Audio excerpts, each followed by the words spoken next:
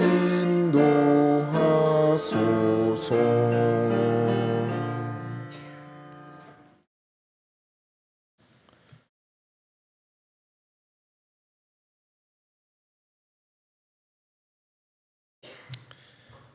사랑하는 이문동교회 성도 여러분, 안녕하십니까? 또 영상을 통해 함께 예배드리시는 우리 성도 여러분, 안녕하십니까? 제가 목감기가 아직 낫질 않았는데 오늘부터 편도가 너무 부어서 목이 계속 아프더라고요. 그래서 사실 설교를 해야 되는데 걱정을 했다가 병원 갈 시간은 놓쳤고 집에 쌓여있던 약 봉지를 막 뜯어가지고 제가 사랑하는 한 약사님한테 물어봤습니다. 뭘 먹어야 되냐? 뭐 이거 먹어라.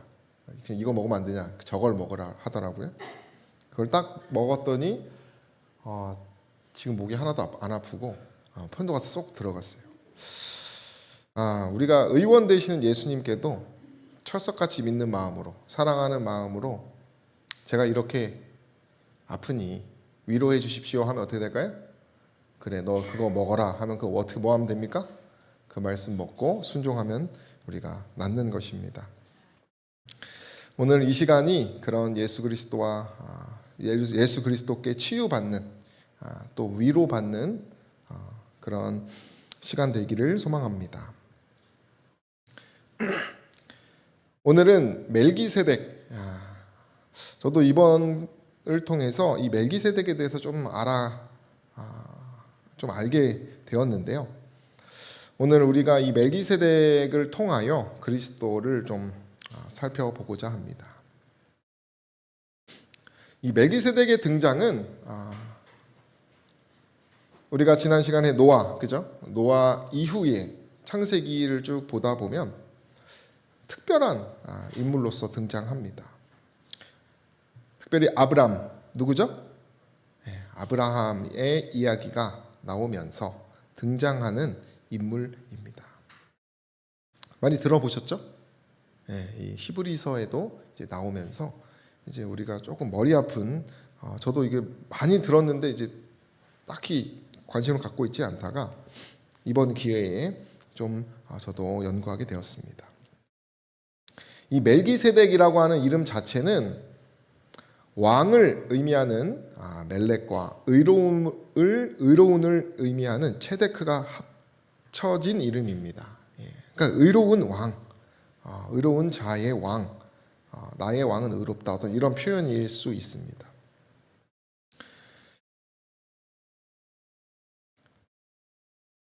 이 멜기세덱과 아브라함이 만나는 시대는 이스라엘 역사상 족장 시대입니다. 족장 시대.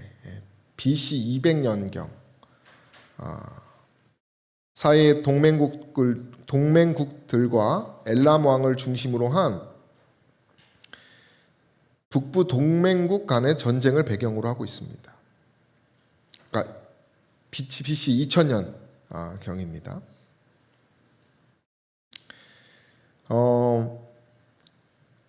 그돌라 오멜과 그의 동맹한 왕들이 소돔과 고모라를 쳐서 모든 재물과 양식을 빼앗아 가고 소돔에 거하는 아브라함의 조카 롯도 사로잡아서 아브라함은 누구를 구하기 위해서 전쟁을 일으킵니까? 그 조카를 구하기 위해서. 그래서 집에서 훈련한 사병들을 이끌고 그들을 급습해서 롯을 구하고 재물들을 찾아옵니다. 이때 등장하는 왕이 살렘 왕 멜기세덱입니다. 그가 떡과 포도주를 가지고 나와서 아브라함을 축복하는 이야기가 기록되어 있습니다. 그래서 영감의 글에도 승리를 얻은 부족 아브라함을 말하는 것입니다. 그를 환영하러 나온 살렘 왕 멜기세덱 이렇게 설명합니다. 그래서 아브라함은 자신이 얻은 전리품 중에 10분의 1을 누구에게 줍니까? 이 멜기세덱에게 주고 창세기는 그 기록을 통해서 11조를 바치는 첫 신뢰다 이렇게 우리가 잘 알고 있습니다. 이 멜기세덱이 하나님의 이름을 통해서 아브라함에게 복을 빈 것으로 봤을 때 그는 하나님을 아주 뭐하는 사람입니까? 사랑하는 신실히 섬긴 사람입니다. 그가 아브라함에게 말할 때에 천지의 주제시오 지극히 높으신 하나님이여 아브라함에게 뭘 달라고 빕니까? 복을 달라고 합니다. 하나님을 찬송할지로다. 그래서 유대교에서는요, 이 멜기세덱을 노아의 아들 중에 가장 믿음이 좋았던 셈과 동일시하는 또 그런 의로움을 가지고 있다고 합니다.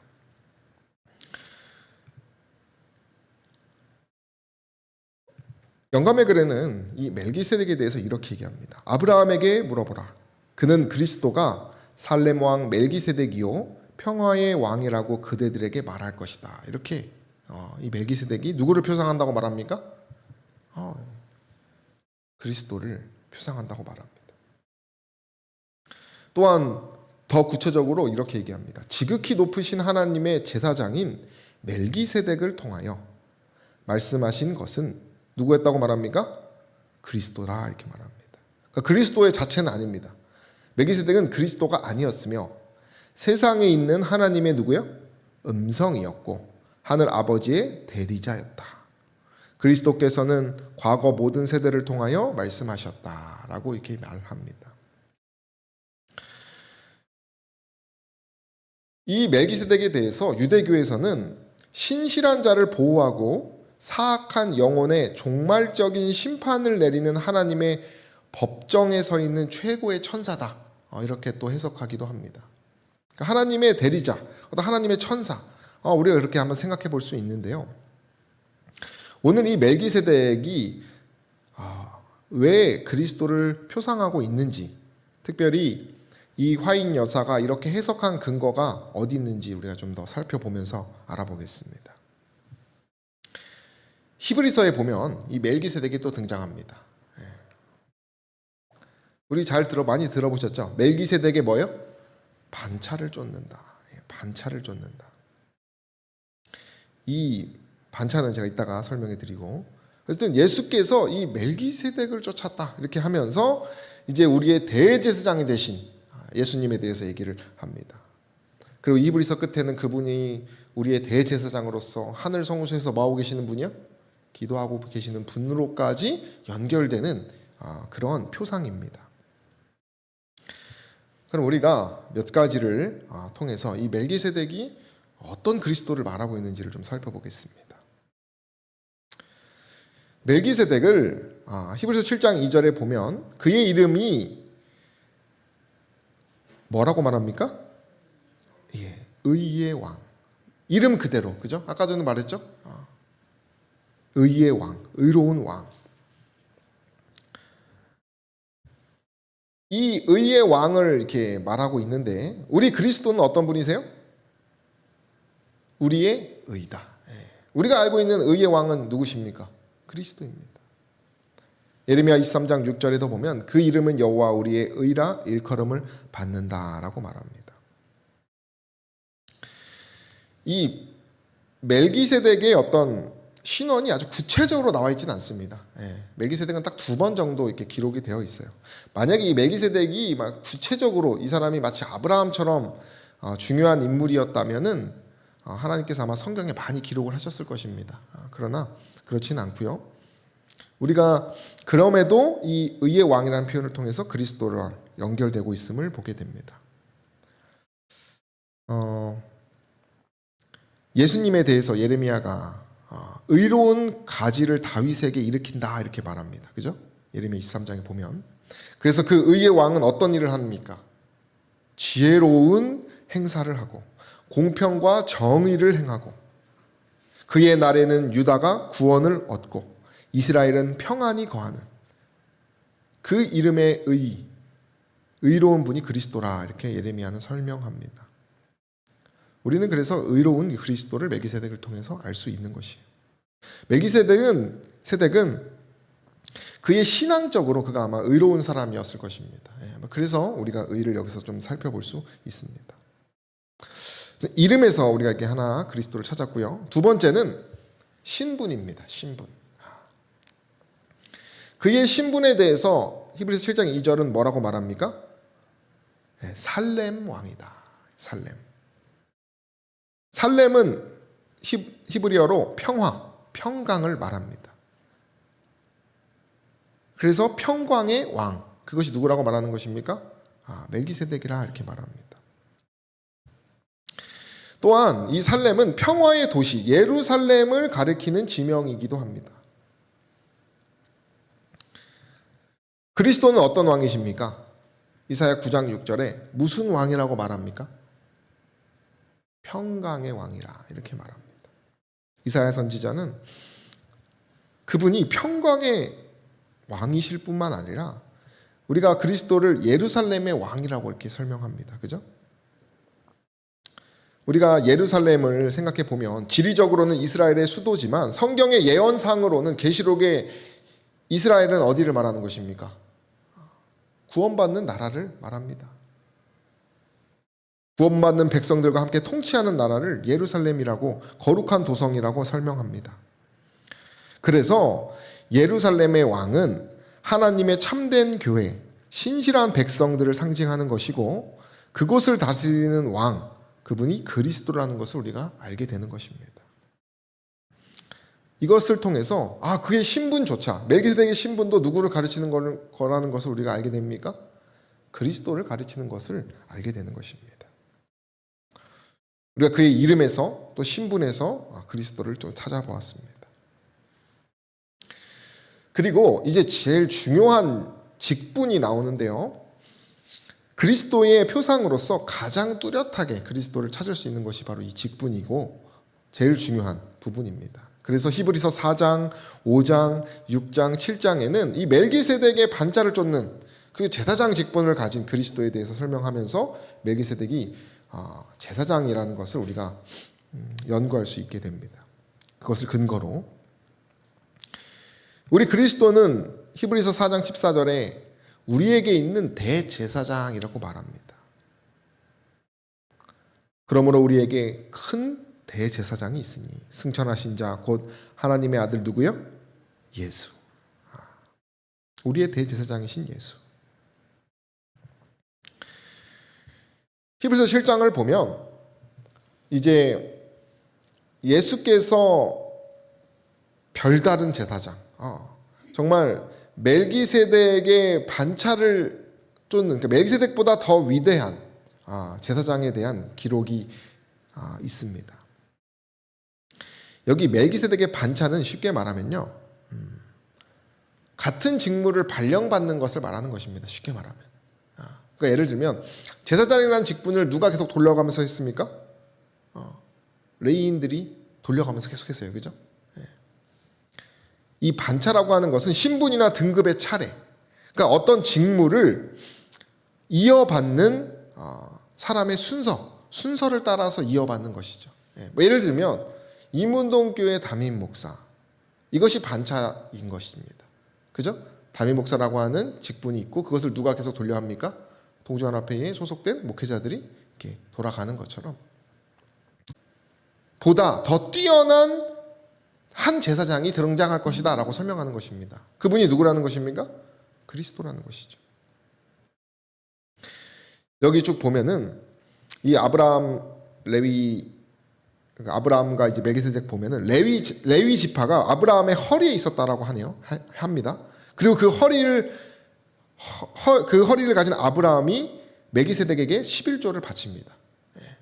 그것을 통해서 이 레위 계통의 제사장 직분이 불완전한 것이죠. 왜냐하면 11조를 받는 사람이 위대한 것입니까? 내는 사람이 위대한 것입니까? 받는 사람이에요. 그죠? 그러니까 이 아브라함이 누구에게 11조를 바쳤어요? 멜기세덱에게. 그런데 그 더 아브라함보다 그 11조를 받은 멜기세덱이 그것으로 족하지 못하고 별다른 제사장이 필요하다고 이렇게 말을 합니다. 또 여기 보면 아론의 반차를 쫓지 않고 이렇게 돼 있어요. 다시 말하면 멜기세덱은 아론 계통의 제사장도 아닙니다. 아론 계통의 제사장은 어떤 사람이냐? 우리가 흔히 아는 제사장이 되려면 뭐 해야 됩니까? 기름 부음을 받아야 됩니다. 그죠? 근데 이 멜기세덱은 기름 부음을 받은 제사장도 아니에요. 그저 하나님의 선언에 의해서 성경의 기록에 의해 세워진 제사장입니다. 세습했거나 계승한 것도 아니고 뒷사람에게 인계하거나 양도하지도 않은, 그래서 아주 독특한 제사장 직분을 가진 사람이 이 멜기세덱이라는 것이죠.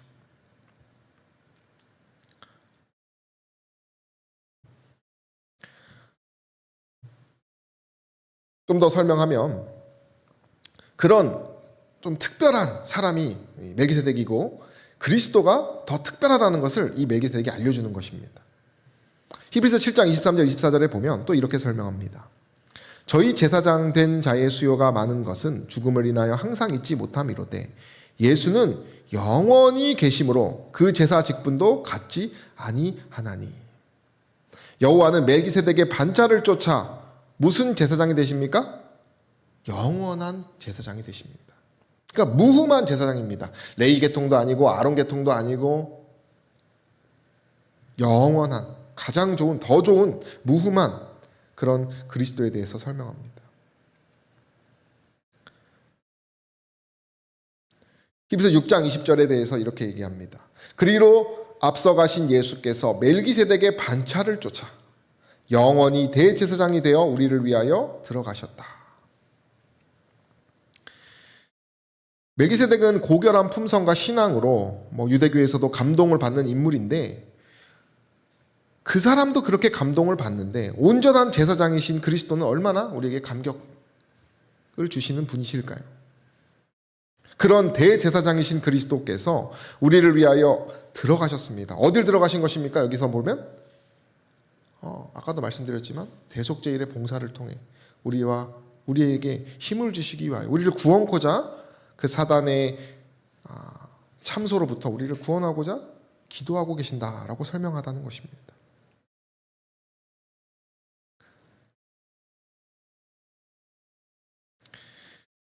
그래서 영감의 글에 보면 이스라엘의 제사장들과 지상성소는 희생으로 더불어 그리스도의 죽으심과 제사장적 봉사에 대한 예표 역할을 하였다. 고대의 다른 제사장 계통, 곧 살렘의 왕 멜기세덱의 제사장 직분도 마찬가지로 그리스도의 제사장적 봉사에 대한 모형으로서 예고되었다. 멜기세덱은 왕이자 제사장이었다. 이 사실로서 그는 자기의 칭호, 평강의 왕, 의의 왕과 더불어 하늘에 계신 그리스도의 왕 같은 제사장 직분을 가장 적절하게 나타내는 모형이 되었다라고 말하는 것입니다. 이제 몇 가지 남지 않았는데요. 그러면 또 뭐가 있냐면, 또 멜기세덱이 보여주고 있는 특징 중에 하나는 그의 근원이 정확하게 알 수 없다는 것입니다. 시작과 끝이 없어요. 아주 이상한 표현을 씁니다. 7장 3절에 보면 아비도 없고 어미도 없고 족보도 없고 시작한 날도 없고 생명의 끝도 없어 하나님의 아들과 방불하여 항상 제사장으로 있느니라, 이렇게 설명합니다. 그는 창세기 14장에 문득 나타났다가 호련히 사라진 뒤에 두 번 다시 나타나지 않습니다. 그래서 어떤 사람들은 초자연적인 존재자 이렇게 설명하기도 하고요. 성령이라 생각하기도 하고 외계인으로 이렇게 말하기도 한다고 합니다. 그러나 이 시작과 끝, 우리가 그리스도를 살펴보면 그분은 처음과 나중, 시작과 끝이신 분이에요. 그죠? 예. 그리고 그리스도도 그분이 언제 어디서부터 시작되는지 우리가 알 수 있습니까? 없습니까? 없습니다. 그냥 존재하셨던 분이에요.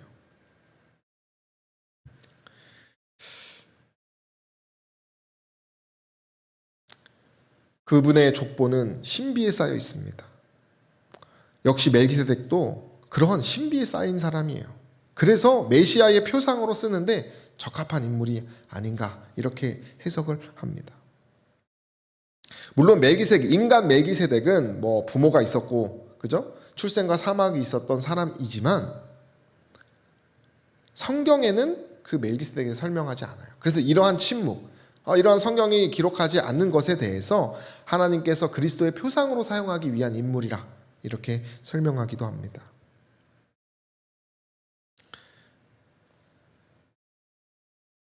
우리가 그리스도를 생각해 보면 그분은 인성적 측면에 있어서 남자로서 잉태되지 않은 분입니다. 그죠? 아비가 없는 분이에요. 또한 신성의 측면에 있어서 그분은 본질이 원래 누구셨습니까? 하나님이시기 때문에 누가 없어요? 어미가 없는 분입니다. 인간적인 혈통 관계를 볼 때 우리 성경에 족보가 기록되어 있긴 하지만 사실상 사람으로부터 태어난 분이 아니기 때문에 족보가 없으십니다. 영원한 과거로부터 영원한 미래까지 계시는 분이 그리스도이시기 때문에 시작한 날도 없고 생명의 끝도 없는 분입니다. 진정한 의미에서 그분은 그저 하나님의 아들이십니다. 그래서 이 영원하신 하나님의 아들에 대해서 이 멜기세덱이 설명하고 있다는 것입니다. 또한 이 멜기세덱을 보면 살렘의 왕 멜기세덱이 떡과 포도주를 가지고 누구에게 갑니까? 아브라함에게 가는 것을 보게 됩니다. 재미있는 것은 떡과 피로 축복한 제사장이 있다면 멜기세덱밖에 없어요. 예수님 그리고 누가 또 있으십니까? 유월절 성만찬을 통해서 살과 피를 말하신 제사장이신 예수님이 있습니다. 예수님도 보면 예수님 당시에도 짐승의 피로 제사를 다 지냈지만 떡과 포도주로 영생의 축복을 주신 분은 누구입니까? 그리스도이십니다. 나의 피, 나의 살로서 유월절 만찬을 주시면서 새 언약으로 그들에게 구원을 약속하신 분이 그리스도였어요. 이는 아브라함도 그리스도의 살을 먹고 피를 마셔야만 영생을 얻을 수 있음을 멜기세덱을 통하여 실물 교훈을 우리에게 주고 있다는 것입니다.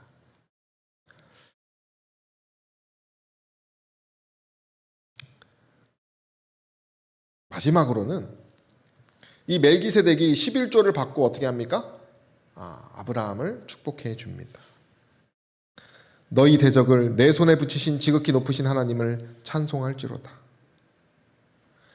하매 아브라함이 그 얻은 것에서 10분의 1을 멜기세덱에게 주었더라. 말라기서에도 11조를 통하여 그분께서 축복하여 주신다라고 하는 기록이 있습니다. 그리스도를 통해서. 재미있는 것은 이 창세기 14장에 5나라 왕과 4나라 왕들의 전쟁 중에서 조카 롯이 잡혀가서 이제 아브라함이 전쟁을 일으킨 그 장소가 사회 골짜기 곧 왕곡에 나와 영접했다라고 기록이 되어 있거든요. 근데 이 왕곡 골짜기는 모리아산의 일부로 지금의 어떤 언덕이냐면 골고다 언덕입니다. 골고다 언덕. 바로 이 장소에서 예루살렘 왕이 떡과 포도주를 가지고 나온 것입니다. 무엇을 의미하는 것입니까? 그분께서 구원하시는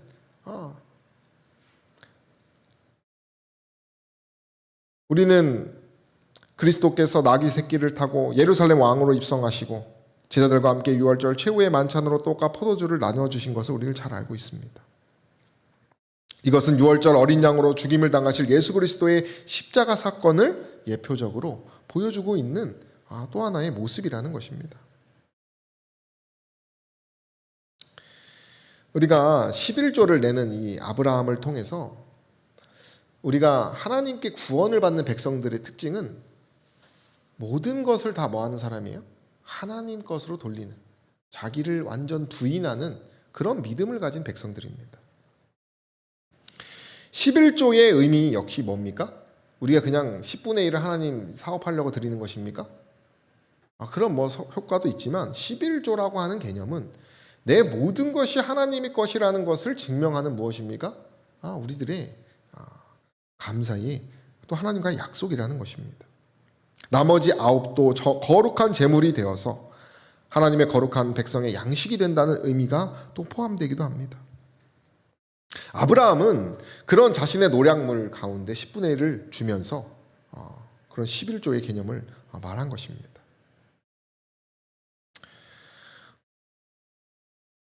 우리는 부정한 사람들이고 구원받을 수 없는 못난 사람들이지만 그리스도께서 우리를 대표하여 거룩한 제물이 되어 하나님께 드려지심으로 우리 모두가 그분을 바라보고 믿음으로 뭐 할 수 있는 것입니까? 그분의 살과 피를 통하여 구원을 얻을 수 있는 것입니다.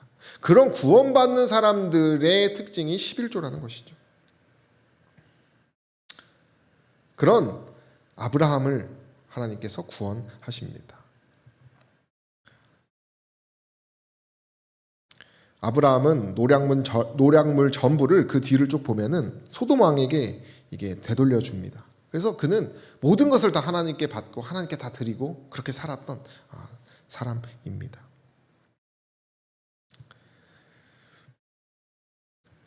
영감의 글에는 그런 정말 믿음의 삶에 대한 이제 아브라함과 다른 죄된 사람들의 모습에 대해서 이렇게 얘기합니다. 사람들은 그들의 재물을 방종, 식욕의 만족, 몸의 치장, 집의 장식에 사용하도록 유혹을 받는다. 많은 교인들이 이런 목적을 위하여 마음대로 한층 과도하게 사용하기를 주저하지 아니한다. 그러나 지상에서의 하나님의 사업을 진전시키기 위하여 주의 창고에 드리라는 요청을 받을 때에 그들은 반대한다. 그리고 그들은 도리가 없다고 느껴지면 저희가 흔히 불필요한 방종을 위하여 쓰는 것보다도 훨씬 적은 금액을 아까운 듯이 나누어 준다. 그들은 그리스도의 사업에 대한 진정한 사랑도 영혼 구원에 대한 열렬한 흥미도 나타내지 아니한다. 이와 같은 사람들의 그리스도인 생애가 위축되고 병적인 것은 얼마나 놀라운 일인가 이렇게 설명합니다. 아브라함은 이와 반대로 하늘의 부요를 채우고 그 하늘의 곳간을 채우는 일에 정말 하나님의 영혼을 사랑하는 일에 최선을 다한 사람입니다. 그런 사람에게 멜기세덱이 축복을 한 것입니다. 영감의 글에는 이렇게 얘기합니다. 멜기세덱은 아브라함에게 축복을 빌면서 여호와께서 그의 힘의 근원이요 승리의 장본인임을 시인하였다. 이것을 시인한 사람이 하나님께 모든 것을 헌신하는 사람이라는 것입니다.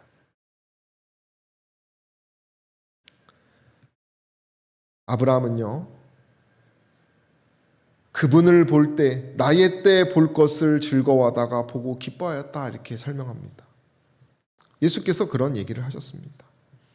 이 기록에 대해서 그가 어떤 그리스도의 탁월성과 위대함을 바라봤다 이렇게 설명하기도 해요. 그러니까 아브라함이 그런 11조를 드리고 믿는 그 멜기세덱 앞에서 정말 그를 존경의 표시를 드렸잖아요. 그죠? 매우 공경하는 모습을 보였습니다. 그것은 아브라함이 사실 우리가 생각해 보면 아브라함이 전쟁에서 이기고 돌아왔단 말이에요. 그죠? 롯의 복수를 성공하고 온 것입니다. 그러면 약간 호승심에 취해가지고 뭐 할 수 있어요? 내가 좀 뭐 할 수 있는 사람이야? 내가 좀 잘 나가. 좀 전리품도 뭐 할 수 있어요? 좀 챙기면서 하나님을 기억하지 않고 나의 가문을 좀 더 이렇게 할 수 있지만 그는 다 모든 것을 11조를 내고 또 소돔 왕에게 다 주는 모습을 보여줍니다. 이 사건은 아브라함의 믿음이 이기적이고 돈을 탐하는 정신을 가진 사람이 아니라는 것을 또 그 정신을 가진 백성들에 대한 견책이라는 것이에요. 아브라함은 정의롭고 인간성이 높은 인물이었습니다. 왜냐하면 그는 그리스도를 통해서 기쁨을 얻고 오직 그리스도를 바라보면서 그분의 탁월성과 위대함을 바라보는 인물이었기 때문에 그런 것입니다. 우리가 때때로 사람이 떡으로만 살 것이 아니오 하나님의 입으로 나오는 모든 말씀으로 살라고 하는 말씀을 듣게 됩니다. 그러나 우리가 여기서 영감의 글에 이런 설명을 합니다. 그리스도를 따르는 자들은 하나님을 섬기면서 동시에 자기의 세상 사업을 추진해 나갈 수 없는 입장에 처하게 되는 때가 자주 있다. 하나님의 것, 세상의 것, 그죠? 거기서 우리가 고민하는 때가 많다는 것입니다. 아마도 하나님의 어떤 명백한 명령을 순종하면 생계의 수단이 다 끊어질 것처럼 보일 것이다. 사단은 그로 하여금 자기의 양심적인 신념을 희생시킬 도리밖에 없다고 믿게 만들려 할 것이다. 이렇게 설명합니다. 그러나 우리 함께 읽어볼까요? 그러나 이 세상에서 시작. 그러나 이 세상에서 우리가 의지할 수 있는 오직 한 가지는 하나님의 말씀이다. 너희는 먼저 그의 나라와 그의 의를 구하라. 그리하면 이 모든 것을 너희에게 더하시리라. 우리가 아브라함의 믿음처럼 멜기세덱을 존경했던 그 믿음처럼 우리가 그리스도의 의를 존경하고 먼저 구하게 되기를 간절히 소망합니다. 아브라함처럼 마음이 하늘에 있게 되기를 소망합니다. 정말 그리스도의 살과 피를 마시기 위하여 우리가 날마다 나를 부인하게 되기를 소망합니다. 정말 우리가 그런 열매가 지금은 엄청 맺지 않다 할지라도, 또 나의 죄된 것이 보인다 할지라도 우리가 나의 생각을 끊어내고 내 명철을 포기하고 그리스도를 바라보면서 그분을 부르짖으면서 그분에게서 이탈하지 않으려고 하는 그런 마음가짐, 그 아브라함의 믿음을, 멜기세덱을 바라보는 그 믿음을 바라보는 저 여러분 되기를 간절히 소망합니다. 우리가 오늘 멜기세덱과 그 멜기세덱이 표상하는 그리스도에 대해서 다음과 같이 보게 되었습니다. 여호와 우리의 의 되시는 그리스도, 또 평강의 왕 되시는 그리스도, 우리에게 있는 대제사장이신 그리스도, 영원한 대제사장이죠.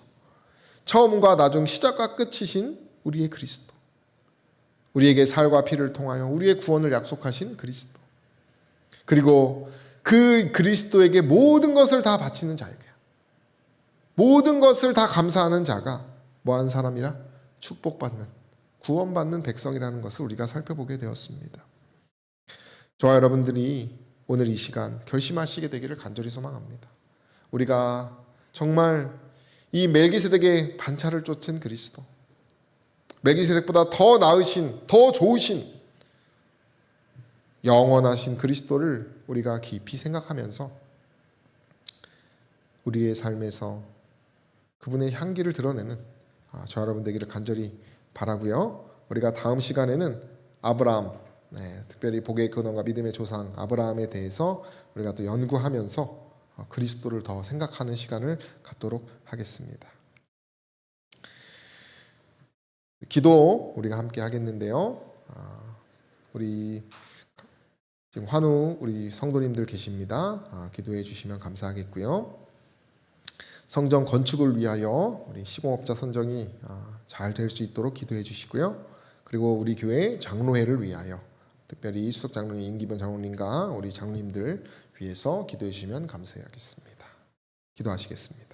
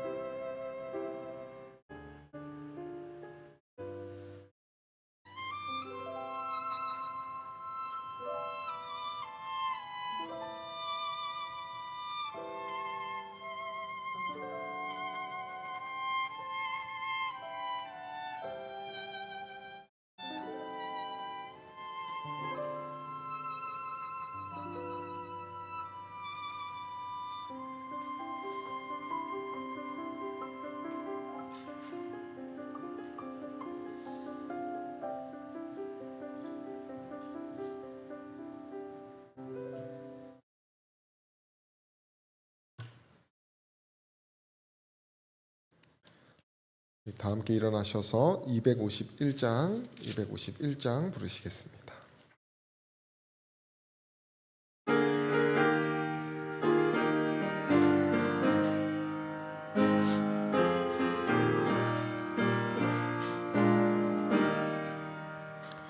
눈을 들어 하늘 보라. 어지러운 세상 중에 곳곳마다 상한 영의 단식 소리 들려온다. 빛을 잃은 많은 사람 길을 잃고 헤매이며 당자처럼 기진하니 믿는 자여 어이할꼬. 눈을 들어 하늘 보라. 어두운 세상 중에 외치는 자만 것만은 생명수는 말랐어라. 죄를 대속하신 주님 선한 일꾼 찾으시나. 대답 빨리 어디 있나. 믿는 자여 어이할꼬. 눈을 들어 하늘 보라. 살아계신 주 하나님 약한 자를 부르시어 하늘 뜻을 전하셨다. 생명수는 홀로 예수 저음이 요나주니라. 주님 너를 부르신다. 믿는 자여 어이할꼬. 눈을 들어 하늘 보라. 다시 사신 그리스도 만 백성을 사랑하사 오래 참고 기다리셔. 인내하신 우리 구주 의의 심판하시는 날 곧 가까이 임하는데 믿는 자여 어이할꼬. 사랑이 극진하셔서 저희를 위하여 대제사장을 보내신 우리들의 아버지 하나님, 오늘 저희가 멜기세덱을 통하여 그가 표상하는 그리스도에 대하여 생각하고 그리스도를 표상하는 멜기세덱을 섬겼던 아브라함의 믿음을 생각할 수 있도록 인도해 주시니 감사합니다. 저희가 참된 11조를 내기를 원합니다. 그저 돈이 아니라 우리의 마음을 하나님께 드리기를 원합니다. 하나님, 저희에게 성령을 부어주시고 저희 마음에 의를 추구하고 말씀을 우선순위로 가장 긴급하고 중요한 우선순위로 두는 그러한 삶을 살 수 있도록 축복하여 주셔서 저희가 그 성령의 힘을 통하여 우리 세상 염려나 모든 것을 채우시는 그리스도의 그 살아계심을 찬양하는 그런 주님의 백성들 될 수 있도록 축복하여 주시옵소서. 예수님의 이름으로 간절히 기도드립니다.